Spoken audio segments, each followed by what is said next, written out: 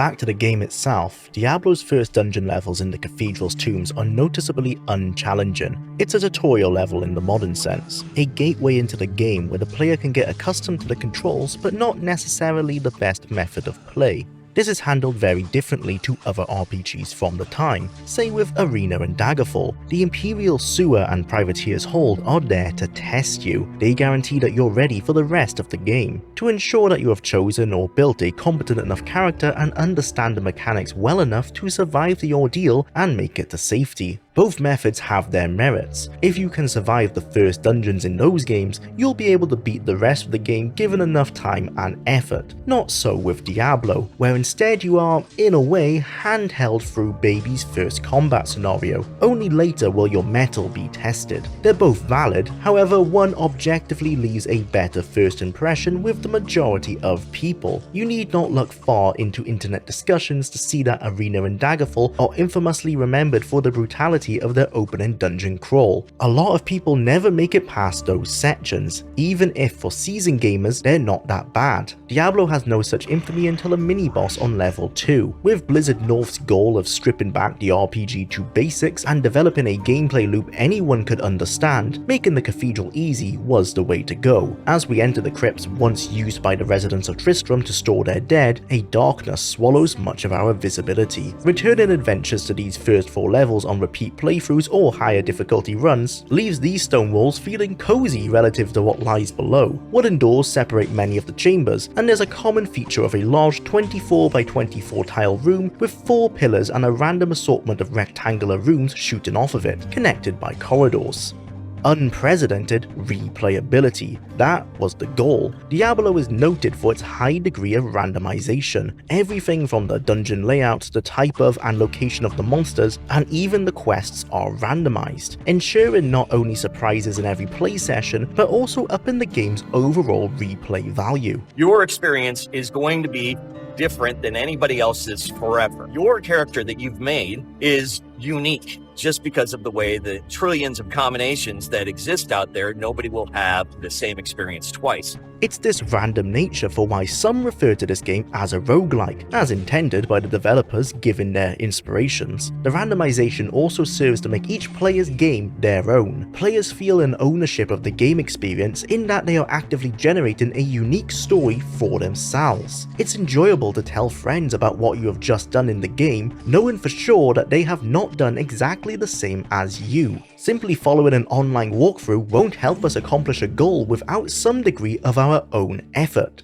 Eric Schaefer uses XCOM as his main example for why randomized elements help a player to grow a closer attachment to a game. I wasn't relying on some designer to make a fun level, it was my own level. It became mine instead of somebody else's plan for me. Not only does each section of Diablo's dungeon have unique art and obstacles, but they also have their own rules for random generation. For instance, the caves tend to be composed of large open areas with tight passages surrounding, whereas the catacombs host hallways that go all the way around the rooms. As each area is specifically designed, it essentially meant that the team had to write 4 times the code, a big challenge. Brevik explained the work behind the algorithms during a Diablo post-mortem, discussing how the game is entirely tile-based. At the start of each generation, a large set piece would be placed first, then the surrounding rooms and corridors could branch off of that at will, choosing to connect to each other or not. Once the rooms were placed, chests, barrels and other objects would be plonked in logical locations, and the monsters dropped in last, with the pool of enemies plucked from a list of appropriate mobs that fit the expected player level and dungeon art style. It wasn't all smooth sailing from there. As is the case with any algorithm-based project, the bugs were many and difficult to pinpoint and fix. The cave levels had lots of graphical issues, some of which were never actually fixed, but instead hidden by exceptions. This brute force method became the standard approach of repairing problems with the generation. It was easier to tell the algorithm what not to do than fix what caused the bug in the first place. Brevik recounts a story during the final week of crunch where the cave level still had a game-breaking bug that resulted in parts of the level floating in the ether, disconnected from the rest of the map. Fans of Daggerfall will be all too familiar with this one. Because of this, it was possible that the stairwell down to the next level would be hidden away from the player, inaccessible.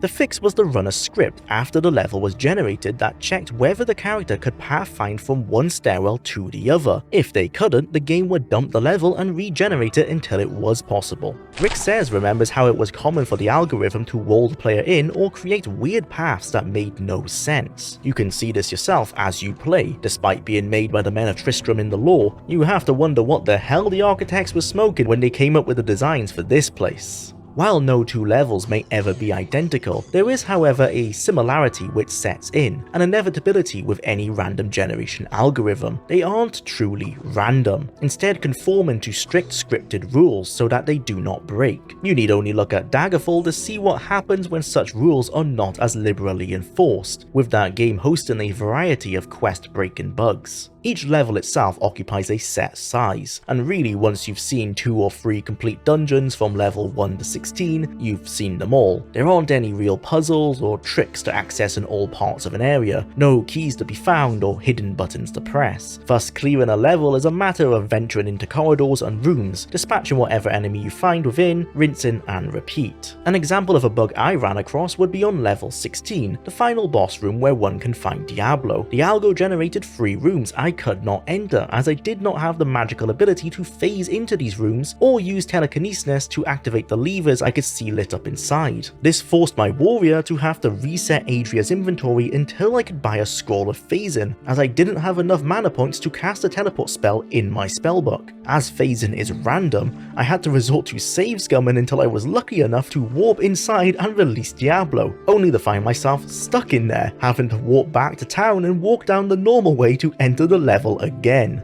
Despite issues such as this, I believe that the developers still did a good job with the algorithms, as Dr. Matt Barton said during his Matt Chat coverage of Diablo. Some of the dungeons I played were better than some in games where they actually had level designers hand place everything, so definitely need to be commended on that. An argument can be made that the dungeon is quite limited in its structure. With only 4 tile sets, it won't be long until players grow bored of the visuals. To combat this, the original plan was to have 20 dungeon levels, with a transitional level between each tier. The player would see the crypt morph into the catacombs, or the catacombs open up to reveal the caves. Undoubtedly, this would have made the transition between each setting less harsh, but also weakened the reveal of them. Reaching Hell, for example, is far more striking of a moment when it is revealed after walking down the staircase, rather than smoothly evolving from one to the other.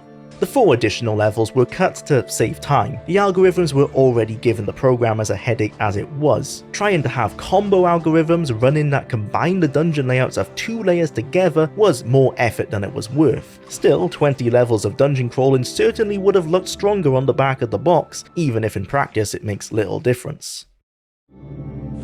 Not every room is an empty chamber primed for combat. Sometimes they're decorated to fit a purpose. Torture chambers, secluded prayer shrines, libraries, and so on. Much of this is window dressing, but there are a few interactable dungeon objects highlighted by yellow outlines when hovered over. Libraries consist of 2 kinds, the bookcase and several plimps, a latter of which yields a single scroll each. Sometimes though, it can turn out to be a spellbook. Bookcases always reveal one of these. As libraries are more common on the first 4 levels than those below, magic-based character builds will want to fully explore the cathedral levels to find as many spellbooks as they can, even choosing to start a new game with the character to maximize spell levels. The other kind of book you may find are tomes. These huge passages sit atop a pedestal, either standing on its own or surrounded by some kind of demonic ritual. Some impart side quests and others form part of the lore and backstory to the plot. Outside of barrels and sarcophagi, whose only uses are finding a few pieces of gold or early game equipment and blowing up in your face, we have the sanctuaries, the most ambiguous of the dungeon objects. I use the word sanctuaries to describe any of the shrines, pools, fountains, or cauldrons found throughout the game. Shrines add an interesting twist. They create effects upon one's character, and sometimes others if you're playing multiplayer. The normal shrines found in the first 8 levels are labeled when the mouse cursor is placed over them. However, the goat shrines found in the catacombs and the cauldrons in hell cause a random effect. They can only be used by one player and are a one-time use. Pools and fountains such as the Purifying Spring and the Pool of Blood, however, do remain active and are invaluable sources of free mana and health respectively. Before the benefits of online guides, it seemed like the wide range of shrine names connected to random effects. Unfortunately, once you found that one Eldritch Shrine will change all your healing and mana potions into rejuvenation potions, you knew that every other Eldritch Shrine you encounter will do the same thing. Similarly, if you encountered a Glimmering Shrine, you might want to wait until you accumulate a large number of magic items before using it. By using a table such as this, the shrines no longer have the uncertainty they once had, so I would actually advise not referring to one. It's that tiny bit of gambler's joy that makes these shrines so exciting. The effects of a shrine's blessing are permanent, which makes the powerful choices like the Quiet Shrine or Creepy Shrine quite helpful for the attribute boost they provide, but also makes the less desirable ones even more hurtful. Gaining 2 levels to your Firebolt spell with the Fascinating Shrine is nice, but a 10% reduction in your mana is a hell of a consequence. The specific effect of a shrine has some randomization. Each enchanted shrine, for example, decreases the spell level of a different spell each time it is encountered and used. If said decreased spell is taken down to level 0, then the spell is not actually forgotten, instead stuck as uncastable, forcing you to raise the spell level again by finding another enchanted shrine, or by reading a spellbook. Acting as a steady supply of potions and the least dangerous means of finding loot, chests will be your favourite discovery as you explore. These are very helpful in the early game, especially as we cannot afford anything from the townsfolk. Small chests can hold up to 1 item apiece, regular chests holding up to 2, and large chests hold 3 items. It's usually just some gold, but a magical item is the real goal. Quite often too, a chest will be completely empty. This truly is a lottery. One could call it a loot lottery. The magical items, unsurprisingly, are randomized too. Like a slot machine, you don't know what you're going to get. I could open up one of these barrels and a super rare unique item may pop out of it. You never truly know. For the most part, it's what you expect, but it's in those exceptionally rare cases that you beat the odds and find something extremely powerful that makes the fighting of monsters and opening of containers so addictive. Every left click, like pulling the lever, has a small chance of brightening up your play session. It's gambling without the financial loss, as long as you don't consider your own time having a direct monetary value. It was directly inspired by the random item generation of Angband that had enthralled Brevik. While the system was time-consuming to design and implement while avoiding problematic results, the programmers didn't mind as the results themselves were fun. They got to play the game during testing and find cool rewards. They knew they were onto a winner as soon as just testing the system in its infancy became an addicting endeavor. The common mundane items without any special attributes are indicated by standard colored white text. These are the most abundant in the game and can be bought from Griswold or found anywhere in the dungeon. Rings and amulets are the only items that never appear as common. Magic enchanted items have blue text. Diablo's magical items have an idiosyncratic naming system with a possible modifier prefix, such as but not limited to the material they are made of, as well as one modifier suffix, referring to the enchantment placed upon them. For example, the godly prefix, appearing only on armor, adds greatly to the piece's armor class rating. The of the whale suffix adds to the character's health stat. As they can have both a prefix and a suffix, it is possible to find an item such as the godly plate armor of the whale. However, certain systematic limitations on the maximum price of an item and the drop rate in the dungeon prevent some prefixes and suffixes from appearing together. Hence the GPOW, as it was abbreviated on Battle.net, could only be found on low-level armor or helms and only purchasable from Word. Any pieces that used a high-level base item, like full plate armor, was created via a third-party item editor and then duped and traded around in-game. Further limitations include different equipment types drawn from different pools of affixes, with some never available on particular types of equipment, such as the highly coveted of the Zodiac suffix, which adds between 16 and 20 to all 4 attributes evenly. This is only available on rings and amulets, so the game cannot generate shields of the Zodiac or helms of the Zodiac. Unless you're buying from a vendor, magical items need to be identified using a scroll or a visit to Deckard Cain in order to reveal and enable their modifications. Most modifiers are beneficial to the player, but it is possible to find items with negative effects, making them less powerful and less valuable than they were before. Referred to as cursed items, the vendors of Tristram are wise enough to sense that these are trash, and will only offer you a single gold piece for the privilege of disposing them on your behalf. Even the magical items in the shop inventories are randomized, so no matter what, you won't know what you're going to find. High level play often has the player grind in the dungeon for gold, only to return to the surface and try their luck rolling the vendor's stock, all in hope of finding that one perfect combination of prefix and suffix. Adorned with golden text and a specialized inventory texture, unique items are the rarest, and for a time at least, the most powerful items we can find. They may have up to 6 magical bonuses, typically being greatly positive, but some can possess negative modifiers that will require the player to weigh up the pros and cons of utilizing a specific piece. They can never be bought from vendors, being either a quest reward or an extremely rare drop. Despite the exclusive item graphic, they don't have a unique appearance on our character when equipped, like in Diablo 2, although there is a common misconception that they do. As these items are often many levels higher than the character, some players mistakenly assume that the upgraded armor design that naturally comes with higher tiers of equipment is unique to the gold items. Like magic items, uniques must be identified before their modifications become useful, but unlike magic items, uniques have predetermined stats that are largely the same each time the item is found.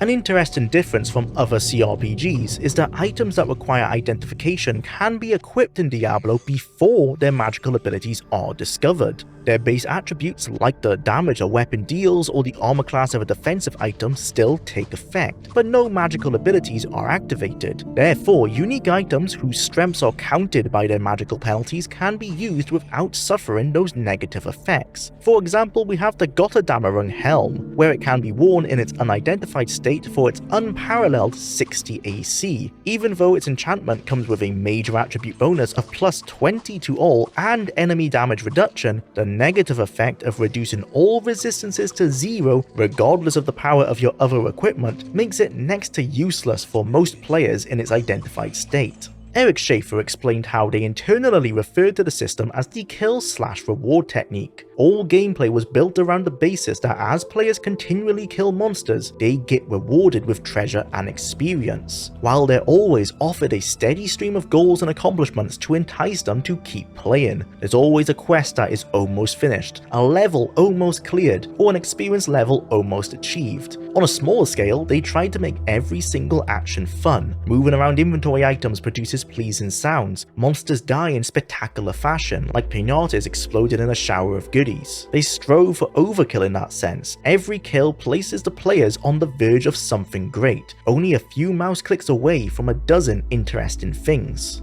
They knew exactly what they were doing. While the loot lottery was perfected in Diablo 2, it was spawned in Diablo, a terrible demon of Blizzard North's own making, and the cause of many a sleepless night for the young gamer, myself included.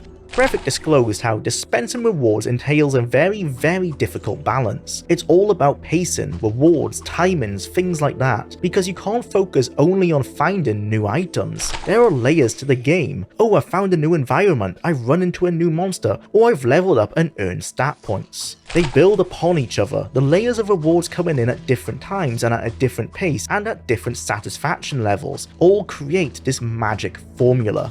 With this in mind, the designers went crazy. There are many items in the game, around 40 different types of weapons, several dozen different types of armor, and 100 or so unique items. The weapons come in 5 basic types: staves, bows, swords, axes, and blunt weapons. Any character class can wield any weapon or piece of equipment so long as they meet its statistical requirement of a minimum amount of strength, dexterity, or magic. The only other restriction is that characters cannot equip 2 weapons simultaneously in the vanilla game, or hold 2 shields simultaneously. Weapons and protective gear have durability values that decrease with use. With each swing of a weapon that strikes an enemy, there is a small chance of the durability reducing, similarly with the durability of armor having a chance of being reduced when the hero is struck. If the durability gets low, an icon appears in the corner of the screen to warn the player of which piece is damaged, and if you carelessly let your durability reach 0, the item breaks and is utterly destroyed, lost forever.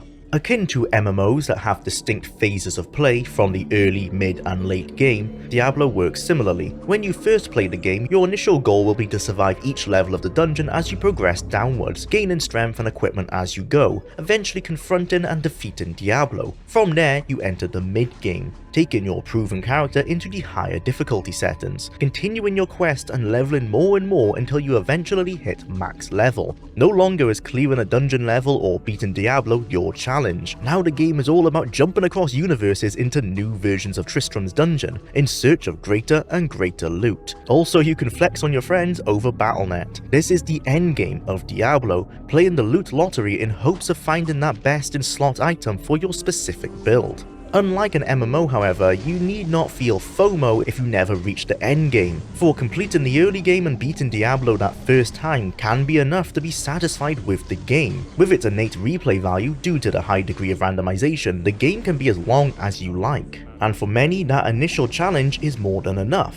It does, however, still suffer from the same criticisms of those systems, where randomized items can lead to decision fatigue as the player is consistently checking, comparing and changing gear multiple times a session, all to eke out an extra bit of damage or AC here and there. It isn't by mistake that I often find myself relying on the quest reward unique items for their ease of gathering and lack of time waste resulting from the kill, loot, identify, compare circuit we must run. Once we're done with the lowly church labyrinth, we can move on to the Catacombs. Opened by the church elders and used to store casks of wine, these dank reaches have become a haven for the creatures of Diablo. The architecture is much darker than the floor above, as smooth stonework is replaced with cobble, doors become heavy stone atop a dirt floor, and the walls drip with mold. The layout is still mostly rectangular, but more claustrophobic than before. It's here we find our first entrance back up to town, usually placed next to another spiral stairwell. It places us outside the cemetery, breaking out from an old mausoleum. While these new doors are convenient means of reaching the town if we are bare of any town portal spells, their main purpose is for letting players straight down to where they want to go in a multiplayer game. A Battle.net game has all 4 doors, the church, mausoleum, cave entrance and crack into hell, available from the get-go, helping higher level players access those tiers immediately. The enemies in the Catacombs get tough in a hurry, especially if we venture down here the first time we can, rather than clearing out each level as we progress to min-max leveling. Goatmen and spitting terrors will make short work of an unprepared build, certainly with the abundance of archers down here that will make the less magically inclined warriors beg for mercy. Fortunately, with greater challenges comes great rewards. In the crypt, you're lucky if you get a bit of gold and a few really weak items, but in the Catacombs, not only has the gold increased, but you can find some nice enchanted items that'll begin to ramp up the power scaling and keep the difficulty consistent. These levels are a vital last chance to hone our combat and movement skills, stock up on magical items and find new spells, as the lava-filled caves below will switch the gameplay from confined corridors with easily controlled chokeholds to large areas with missiles flying all over. The creatures we encounter in these first 8 levels are the first line of defense for the minions of the underworld, lower skilled variants of mobs whose higher ranks we shall meet once we descend further. The undead skeletons start out as a mound of bones barely worth worrying about, and grow into fiery corpses burning with rage. The soldiers of King Leoric's army, they are fearless enemies, unlike other opponents choosing to make a beeline for the player character. They move in short bursts however, so running away from them is not difficult. They aren't very handy until their bones blacken with age or change red from flame. Even then though, it is only in sheer numbers will they prove a challenge. Using their simple AI path into our advantage, we can kite them into straight lines, allowing us to dispatch them one by one. In lore, they are the remains of an ancient order that swore to defeat the force of hell. Now animated by unnatural forces, these troops of the damned forever seek new recruits to join their ranks. It is feared by the chief librarian of the Zarish Covenant that they are the corrupted remains of the valiant Horadrim monks that were laid to rest in the Catacombs. If you're wondering where all this lore comes from, it is indeed from Diablo 1. I've made every effort to not pull too much information from later games in the series. You will be right in thinking that the game itself is quite bare of lore. Deckard Cain and the other remaining residents will have a few passages to say regarding various side quests, and there are those rare tomes in the dungeon, but outside of those, the game is purely action focused. That's where those incredible pre-2000s manuals come in. CRPGs in particular oozed past passion from the pages of the extra content provided with game boxes, and as mentioned previously, Diablo's is no exception. Written from the point of view of various scholars, its pages are filled to the brim with curiosities that any hardcore fan of the series will find engrossing to read. Not to mention the lovingly illustrated pieces of art. It's only a shame that it's printed in black and white. The archer variants of the Skelly Boys are even weaker than their melee brothers, both in their attack strength and defensive capabilities. Unlike other archers, they are a fair bit braver, deciding to stay their ground rather than retreat to maintain distance. For the warrior then, they are pure fodder. They may hit you hard when facing a small army of them across a room, but popping a health potion and closing the gap will see you smashing them with glee.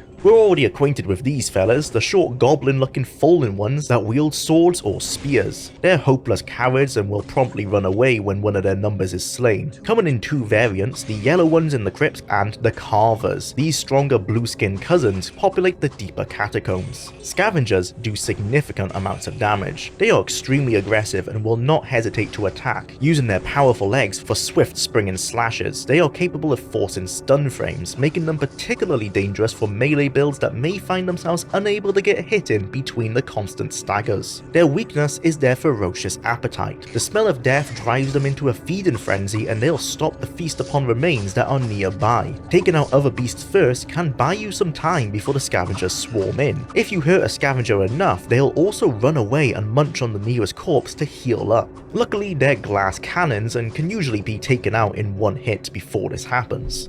Zombies are formed from the corpses of men executed for committing the most depraved and degenerate crimes. Reeking of foul decay, they are driven by an insatiable hunger. Zombies and their ilk make for a difficult encounter. They are simple-minded and slow-witted. It is not uncommon for a well-placed hit to take off a third of your health or more. Fortunately, unlike other monsters that travel at the same speed as the player, zombies move slowly, giving you ample time to maim other nearby creatures before they approach. Their three tiers grow from walking corpses to ghouls and finally the Black Death. The latter being the most dangerous, as each successful hit on the player will permanently damage your maximum life by 1, with no way of removing their curse. Morrowind veterans are having flashbacks to Bone Walkers right now. Your best bet is to stand back and torch them with a Holy Bolt spell, or at least save your game before engaging and then reload if they hit you. Winged Fiends, aka bats but bigger, can be a real annoyance. They're physically weak but possess great speed, which they use to fling themselves at you, causing a stagger. Due to their high dexterity, they can be pretty hard to hit. Some of the variants use a relatively damaging lightning attack, which can be even more devastating when used en masse by a swarm. The Blink variant can jump around the screen using phase magic too, so arrows miss and melee builds will struggle to engage. The Hidden, said to be bogeymen that haunt our dreams and live in the nightmares of children, they dwell at the edge of our physical realm, with one foot always in the ethereal. It is there they remain unseen by mortal sight, always poised to quickly manifest and strike those that appear vulnerable. Like scavengers, when wounded they will seek to retreat back into the ether to heal themselves. Despite their invisibility, you can always hit a Hidden, so spraying and praying with magic is a decent strategy. I can't help but love that their heads pop off like a champagne cork when they're killed. A morbid pleasure against an enemy that can be quite frustrating to face with their constant ambushes. Known on Battle.net as the Goat Boys, Khazra form into 4 clans split into melee and archer flavors. The most dreaded are the Bloodstar Fire and Fire clans, which do massive damage from a distance. The spam from these fellas will have you thinking you've accidentally booted up a bullet hell game mid-playthrough. Gargoyles are one of the only beasts you can entirely ignore if you're stealthy enough. They spend most of their time locked in stone form, choosing to stay camouflaged until triggered by walking too close or attacking them from afar. Originally, they served as hand-carved guardians and protectors for those within the cathedral, but Diablo worked to unlock the wards that protected these granite images, eventually granting them the gift of life. Remaining statues were immediately destroyed, but the gargoyles that survived mankind's retaliation escaped down into the catacombs and caves to await those foolish enough to face them. When gravely injured, they will retreat and enter a stone form to heal themselves. Once in this form, they have resistances to most types of damage, particularly all physical types. Other than their iconic fat boy design, overlords are fairly mundane fighters, moving and swinging slowly. They're easy to outrun and isolate and are complete fodder to any ranged weapons. As you can guess, they hit like a truck, but any warrior with decent attack speed will be able to keep them in a stun lock long enough that it will be barely an issue. Which brings us to the last villain of these opening 2 dungeon tile sets, the Horned Demon. Bipedal rhinos akin to the overlords, they're slow yet hard hitting. Where they are most dangerous is with their charge. If there is enough distance between yourself and them, they will ramp up and barrel towards you. If they land a direct blow, you will be staggered and have a chance to be thrown back. If you get close enough, an estimated 3 to 4 tiles away, they will choose to walk towards you instead. A fast enough player may be able to dodge them, but the easiest method is to make it so that they can never charge in the first place.